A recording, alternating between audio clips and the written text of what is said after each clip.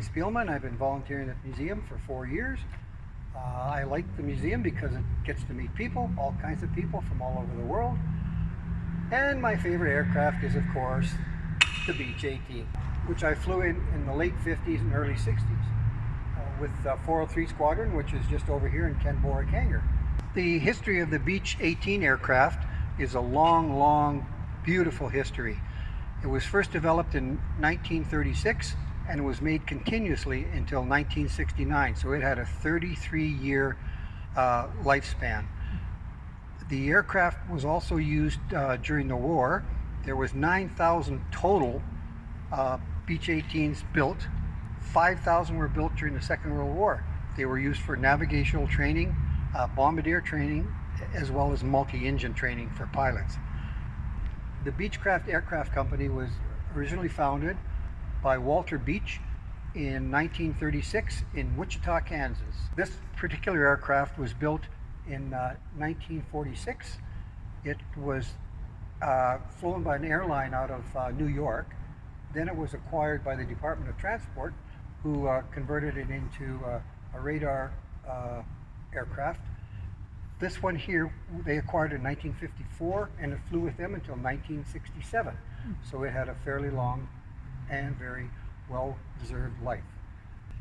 When we acquired it, which was 38 years ago, it was not the best shape, but it was redone by the courtesy of the Department of Transport and YYC Calgary. So they helped us refurbish this aircraft to the state you see it in today, and we're very pleased with what has transpired with this aircraft. The wingspan is 47 feet 7 inches. It's 32 feet long.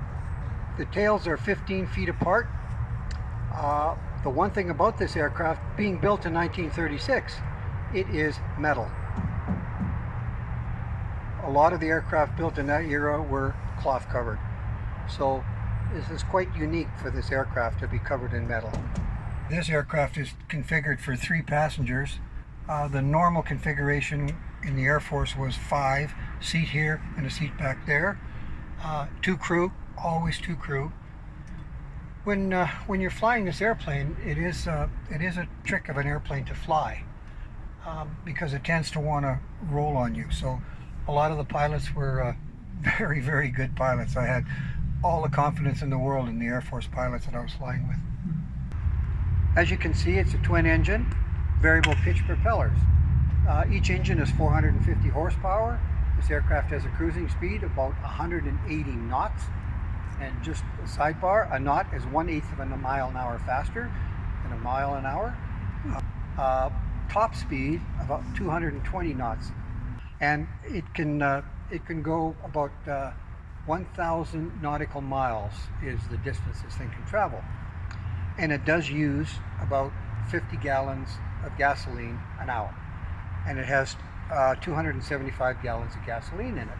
And when you're flying with the Air Force, you can only fly 10,000 feet, because anything above 10,000 feet, you need oxygen. We never carried oxygen. So from Calgary to Winnipeg, Winnipeg to Thunder Bay across the lake to Toronto. So we had to fuel up in Winnipeg, and we just topped up in Thunder Bay, which was Fort William at the time, oh. and then across the lake. Now, just to give you a scope, when you're in the middle of Lake Superior, you cannot see land on either side at 10,000 feet. That's how big that lake is. And that also gives you a real feeling of shaky. I'm sure. Because when you can't see land on either side, all kinds of things start going through your head. And I have something that I would like to put in. I've flown to Toronto twice in a Beech 18. You don't want to do it a third time. It's amazing what you'll do when you're in the Air Force for free. Oh, man. Anyway, it's a gut shaker. Interesting. Yeah.